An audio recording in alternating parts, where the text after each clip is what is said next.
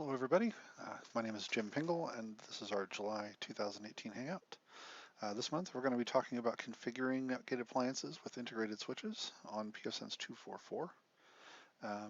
Mostly the same as 2.4, but there are a few other things we fixed up in 2.4.4 that we're working on too, so thought I'd show you the new bells and whistles.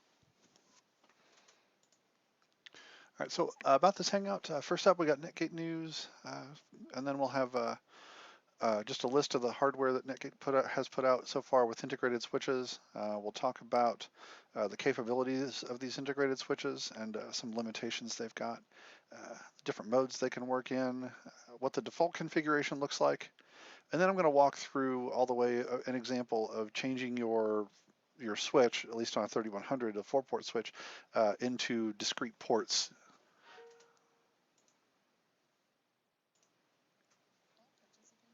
And then I'll talk about a couple other just example things you can do with the switch. But it's very versatile and flexible, so it's just a wonderful thing to have on hand if you need it. Okay, as far as Netgate news for the month, we do have a 2.4.4 release highlights article with going over the new features of 2.4.4 that's coming out soon. We're hoping to have that out first part of September. So just a couple more weeks now. We're in a push to get some final things wrapped up and tested and everything. Starting with 2.4.4 release, the pfSense Gold content is going to be free. If you haven't heard about that yet, we've got all the details up on the blog. But the gist of it is the auto-config backup service. We're integrating that into 2.4.4 and it's free for everybody. We were able to streamline that service and how it operates, and also reduce the management burden and everything. So we got it to a point where we can just offer that to everybody for free. We're also going to be offering the book free to access. It'll be on netgate.com somewhere. We haven't decided the final URL for that, but we'll have the details when the time comes.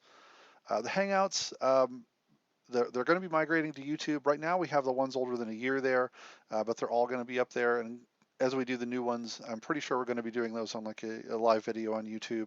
We haven't 100% decided how all that's going to work yet, but we'll have the next month's Hangout is going to be going that way because the Fuse product that we use to do these meetings has gone end of life. So for next month, we're not going to have access to this system. So we got to do something different. Since we're going that way anyway, we're going to start migrating there. Also, we're discontinuing the certified VMware appliance that we used to distribute with Gold. You can still make your own VM in VMware or ESX, just install from an ISO and then install the OpenVM tools. The main difference here is we're not putting that through the certification process for VMware, so to give you like the OVA appliance, that you could deploy the appliance. It was very convenient to have for a lot of people, but it also had some limitations, like the default disk and VM and NIC layout and settings weren't for everybody. So we decided to go back to just, everybody can install from ISO and do the tools, and we don't have to go through the certification process now. Also, our XG7100 desktop is available for pre-order. The 1Us are still shipping and they're moving like hotcakes, so we're looking to see if the desktop will do that as well. We also, in 2.4.4, have fixed up the support for our Minnow board Turbo Dual Ethernet little boxes that we sell. We're not going to pre-install pfSense on them, but you can just, if you buy one, you can just slap CE on there, and then you can install and run it. It works just fine. The old HDMI issue we had before, it's been resolved, where you can boot it up and then plug an HDMI monitor in later and then still get output for the console. So it makes it a lot easier to manage. It was really hard to manage and troubleshoot those boxes before because you couldn't get a console unless you rebooted with the console connected, which now we fixed that up. And there's more details about that on the blog too. And we also have a couple of new hardware models coming very soon. We're almost ready to announce all of those. We're getting some information out to partners and getting stuff primed, and the information on those will be dropping very, very shortly.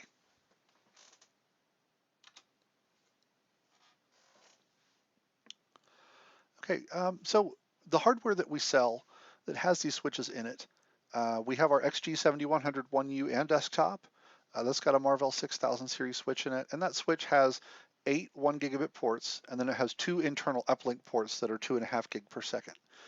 And the SG3100 has the same sort of switch, but only half as big. It's got 4 external ports and then 1 internal port with a 2.5 gig uplink. Now, our SG1000 technically has a switch. It's the TI Common Platform Ethernet switch, but it's only 2 ports, so you're not going to use that the same way you would a regular switch. But it does have a switch. We're not going to go into detail on that one today because it works a lot differently than the one we have on the 7100 and 3100. But just want to acknowledge the fact that it does have a switch. And we do have more devices coming that have switches, but we're not quite ready to release all the details on those. So just stay tuned, and we'll have some info of those coming shortly. So what can these things do? Well, it is a true switch. Traffic's going to pass between ports in the same group or VLAN, and that traffic is not going to go all the way up to the stack, all the way up to stack to pfSense and back down. It will just go port to port, just like it would on a regular switch. Now, this is in stark contrast to something like a bridge set of true Ethernet ports where, if you get to port A to port B, you still have to flow all the way up through pfSense and back down. Now, what that does mean, though, because it's a switch and that traffic isn't filtered by pfSense, is that traffic can't be filtered by pfSense. So just like with the switch, port A to port B, same network, same subnet, that traffic isn't going to hit the firewall at all. Even though it's running through the hardware, it's not going to be seen by pfSense in any meaningful way. So yeah, if you want to filter between things, you still need to have them go up through the firewall. Now these switches, they can work in 802.1q tagged VLAN mode or port VLAN mode, and I'll go over the details of what that means shortly. You can configure these ports in one or more groups, so you can have multiple switches, one large switch, segmented things off that way. You can also configure these ports as discrete ports, so they're individually addressable or isolated, just like you had separate physical Ethernet ports on there. And that's the kind of example I'm going to go over today. Is we're going to take this switch and break it out. So instead of having 4 ports in a switch, you've got 4 individually addressable ports, because that's by far our most common request that people want to do with these things too. So the switch also supports link aggregation between multiple ports. So you can set up a lag like that. Starting with pfSense 244, you can configure that lag. In the previous version, like on the 7100, it would show it to you, but it wouldn't let you actually do anything with it.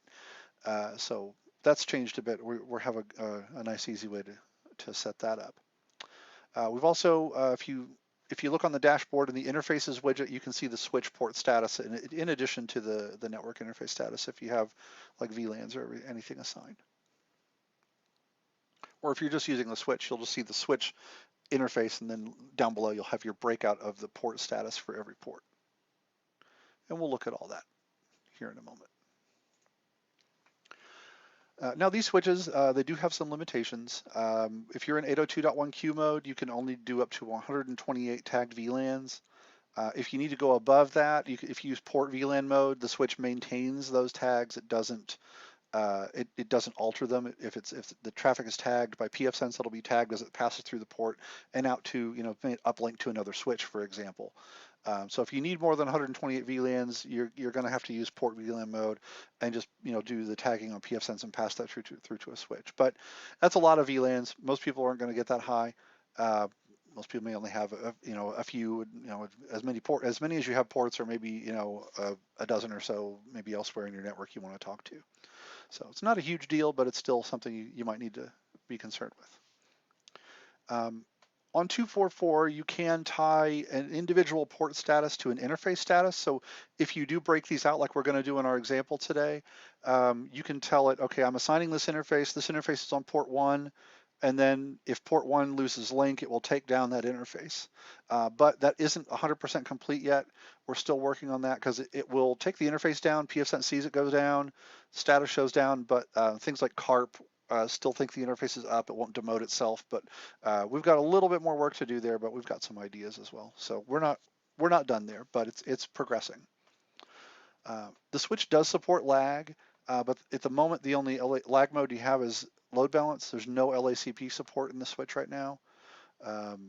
Also, there's no mechanism to set speed and duplex for a switch port, so everything is auto negotiate, and it'll do whatever up to a gig.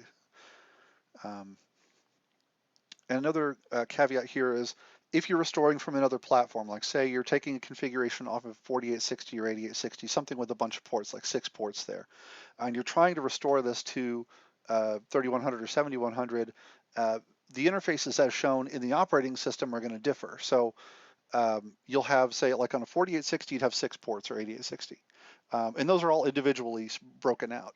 And if you come over to the 3100 or 7100, you're only going to see 3 interfaces on the 3100, which are the, LAN, or the WAN, your LAN, which is connected to the switch, and your opt1 port. Now, if you're on the 7100, you'll see the two 10 gig ports, and you'll see the uplink to the switch, and in a WAN that's isolated off. So that's not going to be a one-to-one relationship there.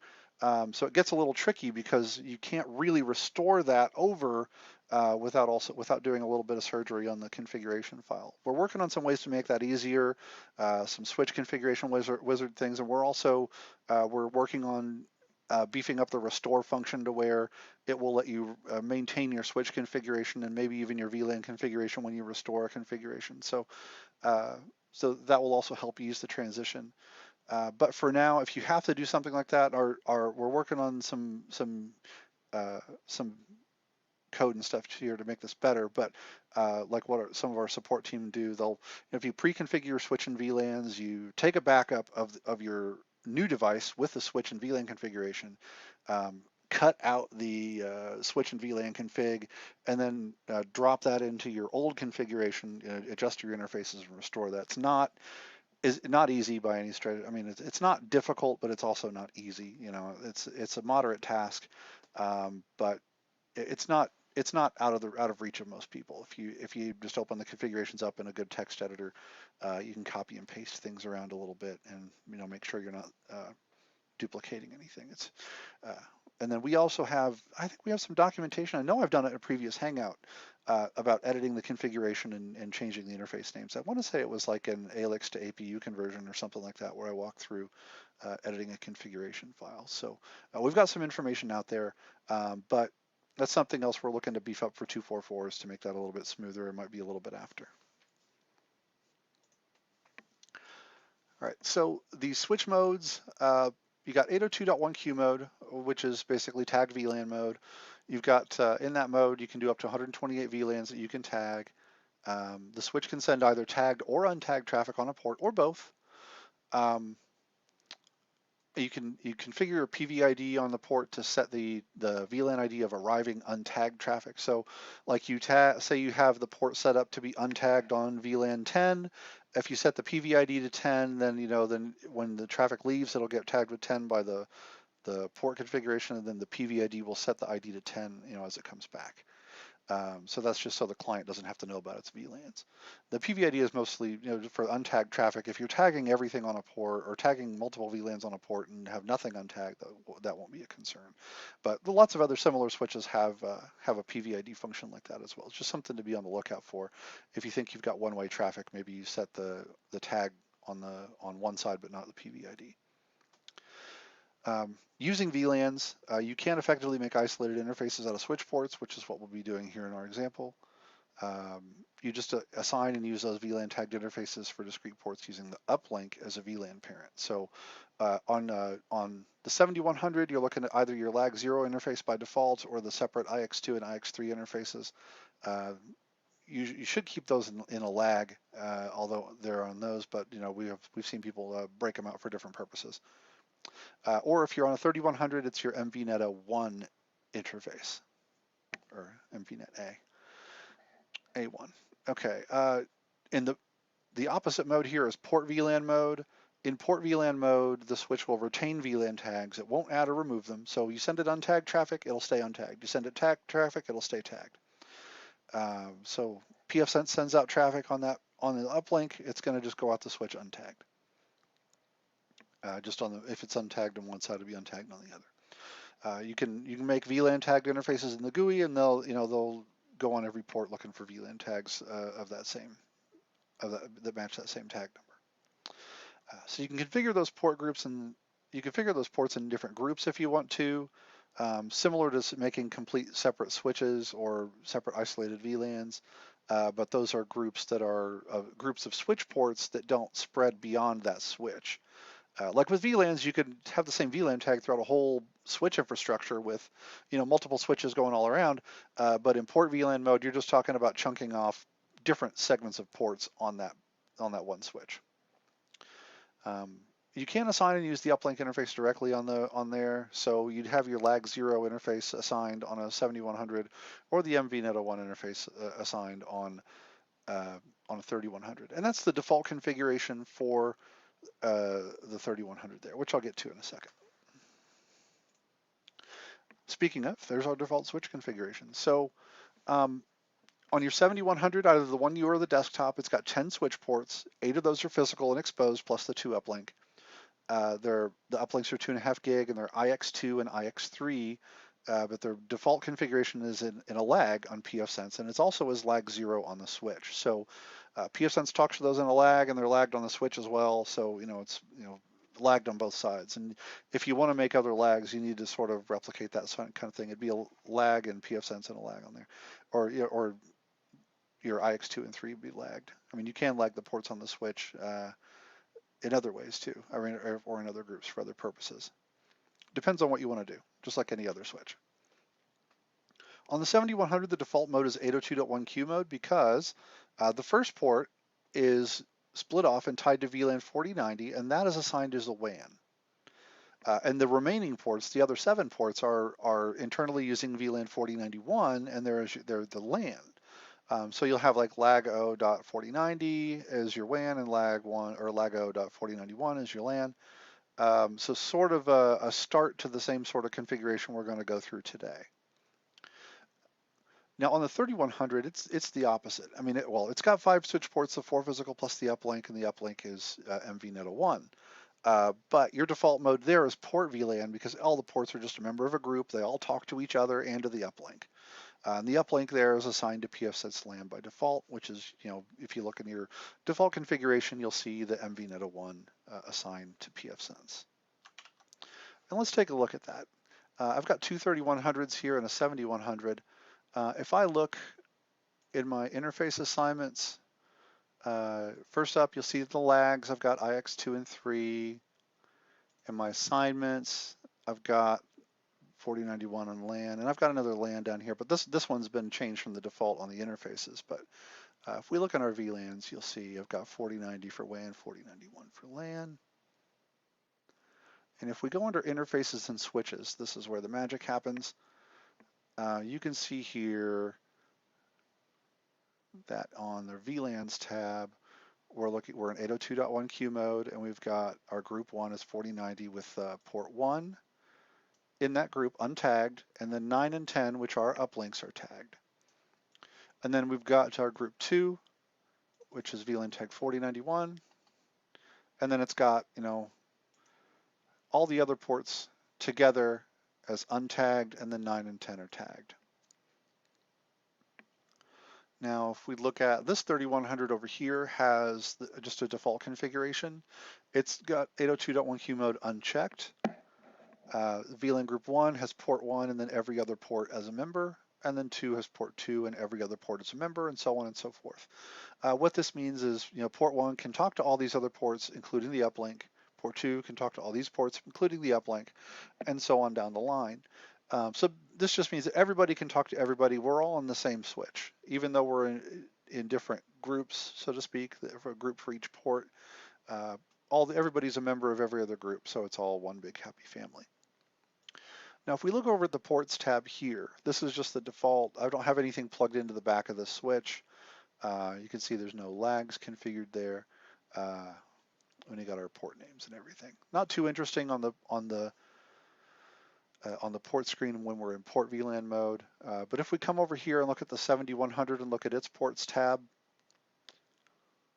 you'll see, we've got our port VID. So incoming traffic on this port is going to be tagged 4090. Incoming untagged traffic on the other ports is all going to be 4091. And then we have lags too. There is a lag set up here, but I think there's still a display bug with that. It's not showing the lag, but it is configured on the switch.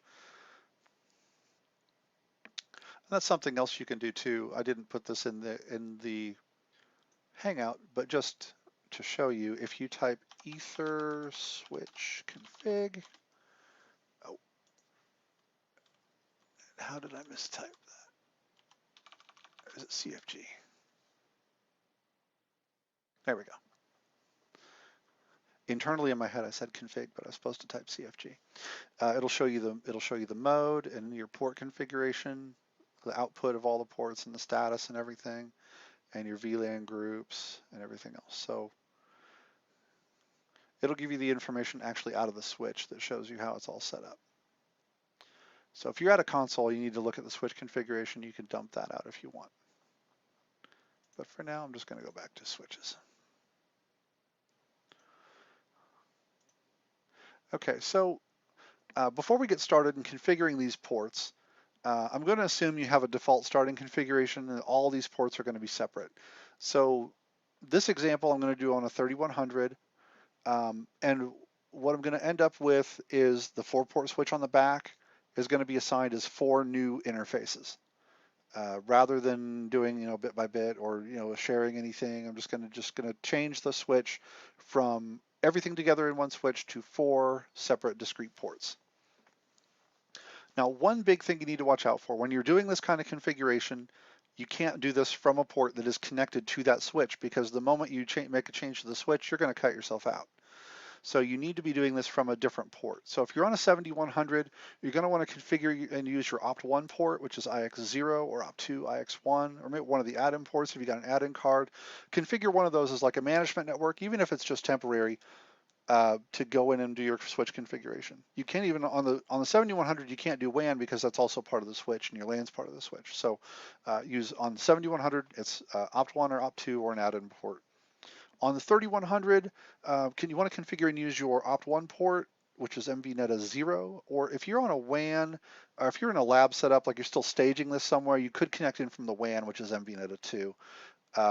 You could get add a rule to your WAN to let you in there. That might be easier in a staging environment. Don't do that in production. You don't want to do it, but if you're configuring your switch, odds are you're not in production anyway.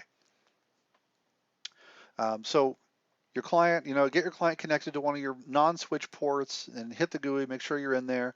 And you got to do a little bit more design here first. You need to figure out what VLANs you're going to use and which ports are going to map to which VLAN. Now these VLAN tags are going to be internal to your switch. They're not going to leak out to anything down the line. This is just pfSense talking a VLAN tag to the uplink, which is then taking it to the switch, and we'll be mapping that to something else internal to the switch. Beyond the switch, it's not going to be tagged unless you tell it to be. So the client ports on these are going to be untagged, so the clients don't have to know anything about VLANs. Now, you could still do untagged or a mix of tagged and untagged. Again, entirely up to you and what you want to do here.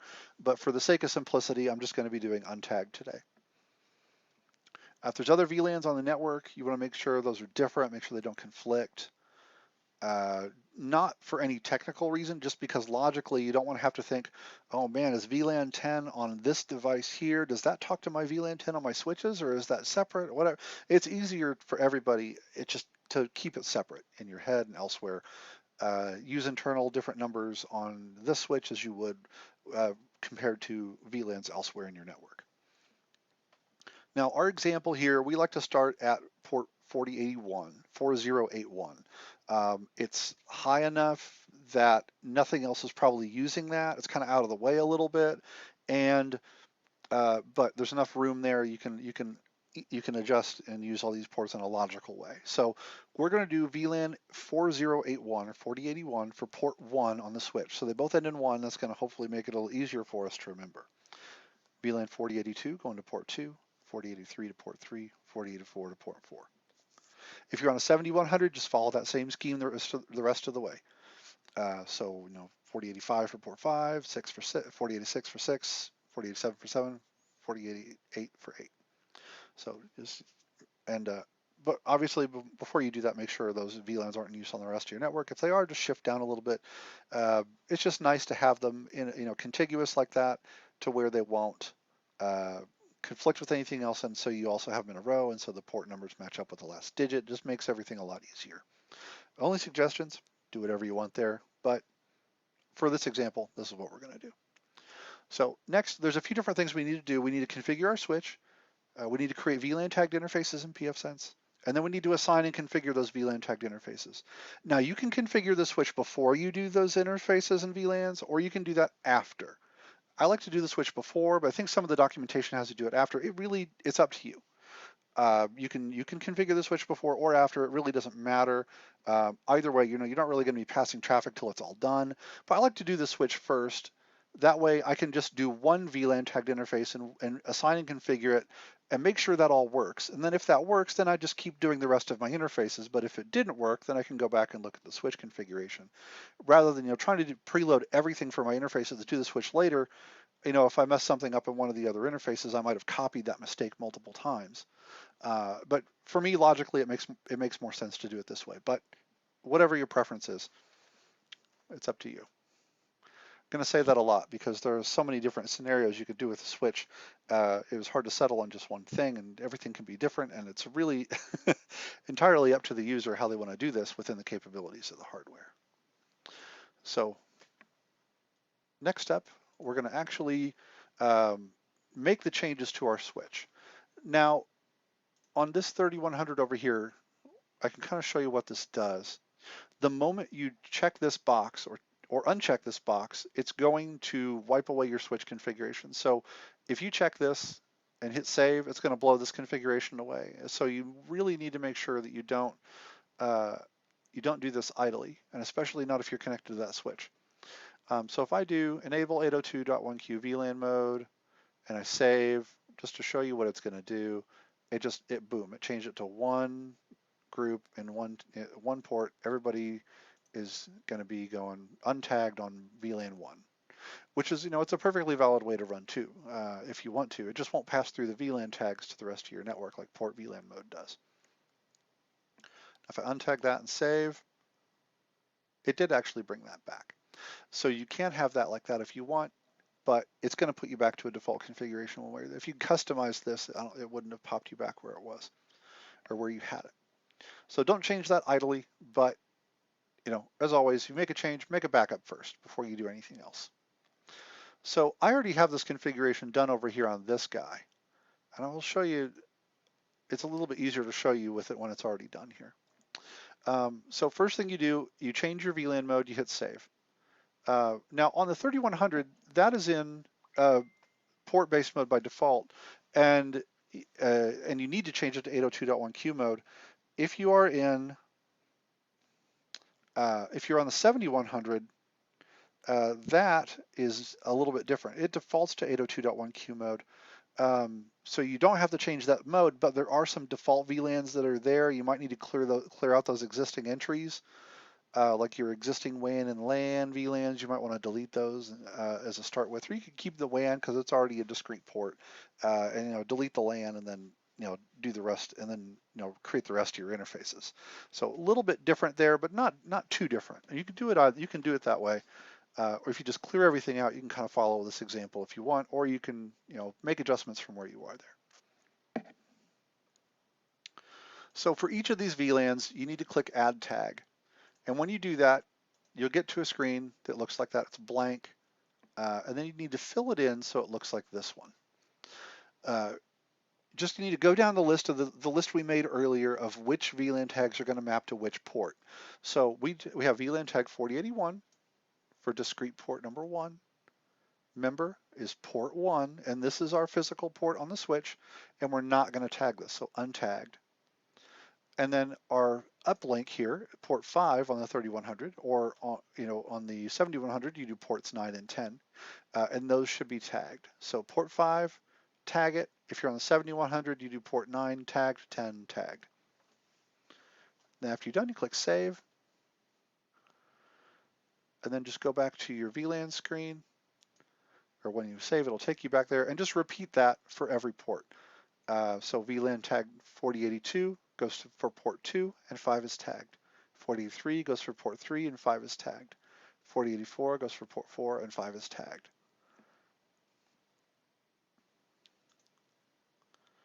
And you can't forget to do the uplink, or they won't be able to talk to anybody else, which kind of defeats the purpose there. So just make sure we have that have that tagged.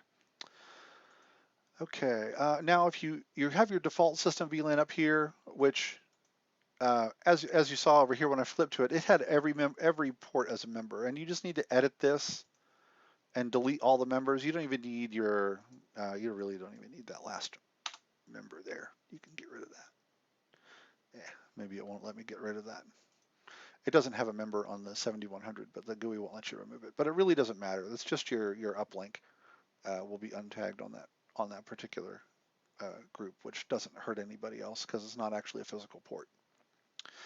It's just the uplink. So there's our switch config there. And just make sure you have your members out. Like if I show you here, I just want to show you what that looks like. Come over here and it'll look like this, and you just delete, delete, delete, delete. Oh, well, that's a fun little GUI bug there. Save. And you just want to, it'll just look like that. You can just delete all those.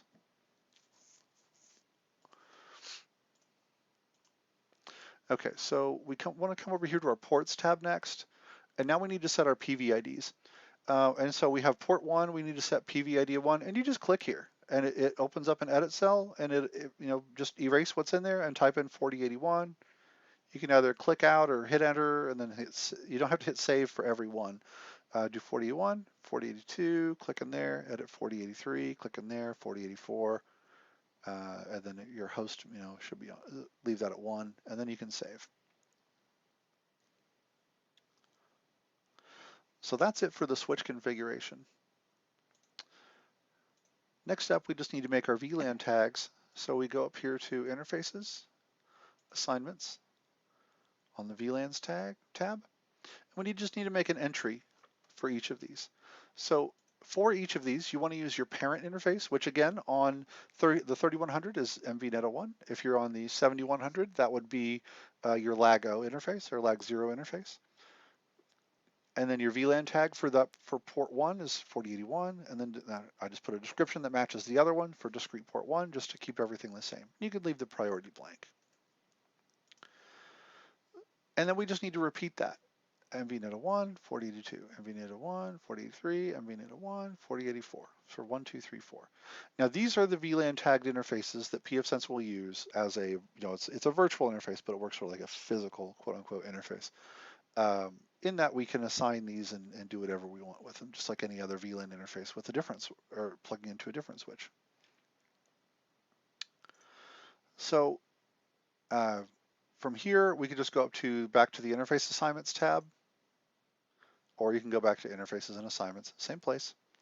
And you'll have your other interfaces here that show up that you need to add.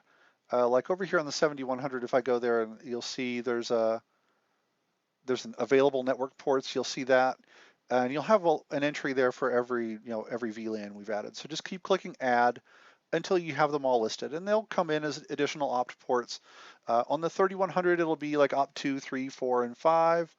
On the 7100, it would start at opt, I think 3, 4, and then up from there. One for every port. Now, once you have them all assigned, then they just show up here under your interfaces menu.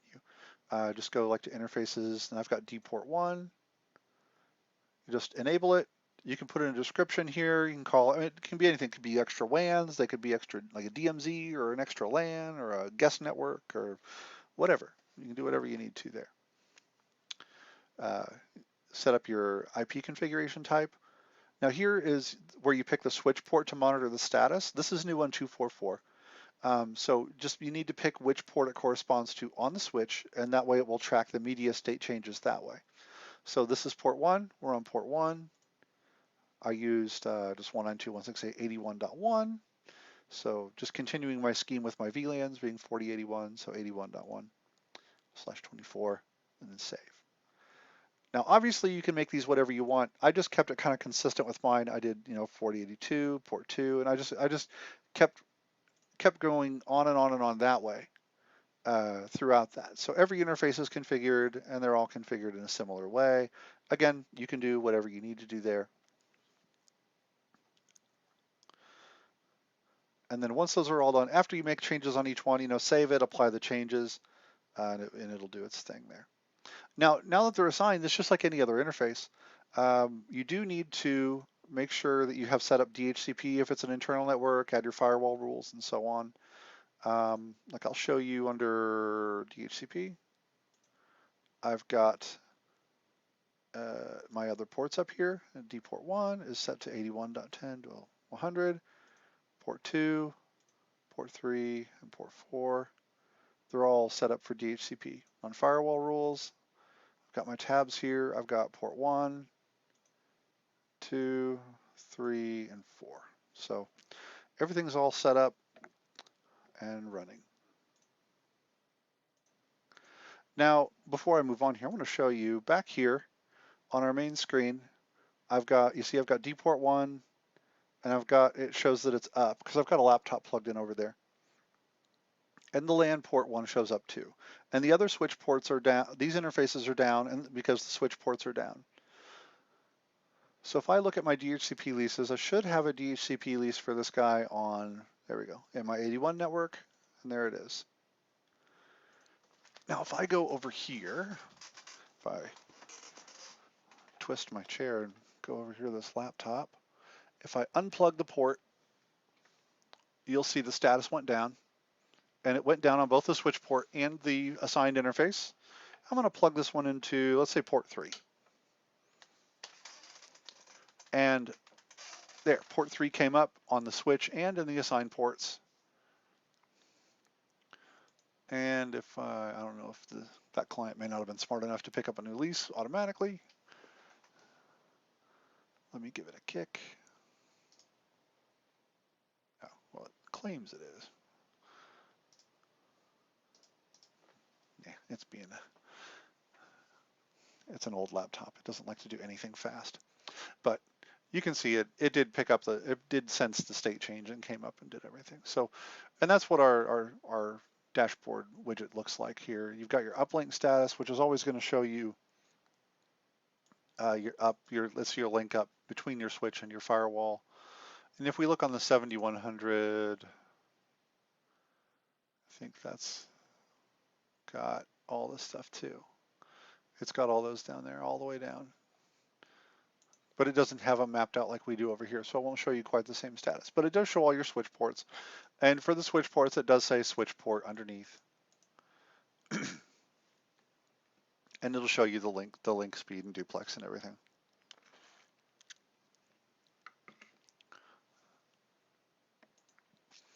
Now for each of these, the 7100 and the 3100, we do have additional documentation on the website about configuring the switch, including a very detailed screen-by-screen, button-by-button tutorial of how to configure some scenarios like this, and there's a couple other scenarios in there too. But a few things that we've seen people do, like the default, you could have all ports on one switch, or you could have discrete ports, which is what we covered today. You could have a mix of separate discrete ports, like the 7100 default has. We've had people do 2 isolated 4-port switches, each using one uplink on a 7100, and that I believe is covered in the 7100 doc up there. You can do port isolation, like if you do port VLAN mode and you set it so that each port can only talk to the uplink, then they can't see each other. And there's some info about that on the forum. And there's a lot of other common switch configuration scenarios you can do. Like if you're in this kind of mode, like I just showed you with the discrete ports, you could have one port that does tag multiple VLANs. Like say you've got a guest network that goes to an access point of some kind that does that. You could just keep tagging more VLANs in pfSense and tag more VLANs on the ports, and it'll configure everything around, or it'll send the packets back and forth just like you want. So tons of stuff you can do. Entirely up to you, like I said, within the limits of the hardware. So as I mentioned, we do have a new Hangout format starting next month. We're still working on the details of all that. As always, if you have any ideas, you can post them on the forum or on Reddit or get them to us somehow. But I guess if anybody has any questions, I can try to answer them now. You can go ahead and type them out.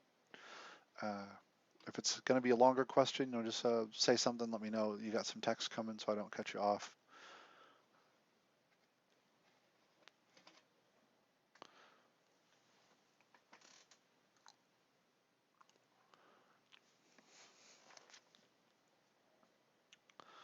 Let's see, any of the soon to be released, somebody wants to know if any of the soon to be released hardware will be similar to the SG8860. Yes, we do have a model coming that's very similar. So you'll be pretty happy with that. And I'm pretty sure we're going to be announcing that very soon. That's one I know we've sent partner information out for that, and it is circulating now. I think it's open for pre-orders from partners, but I don't know when the public announcement is, but very soon. Very, very soon.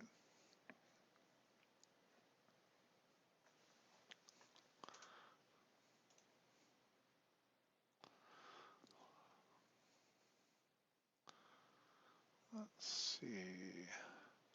Anybody else?